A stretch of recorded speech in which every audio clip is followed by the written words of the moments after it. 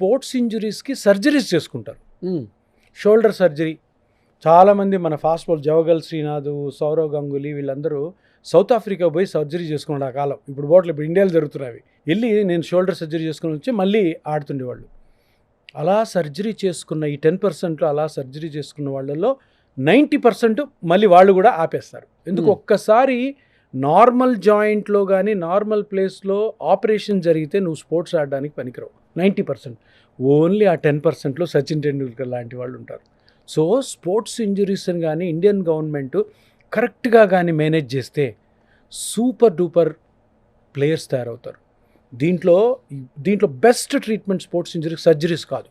Surgery చేయగానే 90% మీరు మళ్ళీ ఫిట్ కారు. ప్లాస్మా థెరపీతో బాగా చేసేస్తారు. Plasma therapy is the treatment. నేను చెప్పాను జవగల్ శ్రీనాథ్, తర్వాత సౌరవ్ గంగూలీ, వెంకటేష్ ప్రసాద్ వీళ్ళందరూ సౌత్ ఆఫ్రికాకి పోయి సర్జరీ చేసుకొని వచ్చామంటారు. వాళ్ళు సర్జరీ చేయాలి, వాళ్ళకి జరిగింది ప్లాస్మా థెరపీ.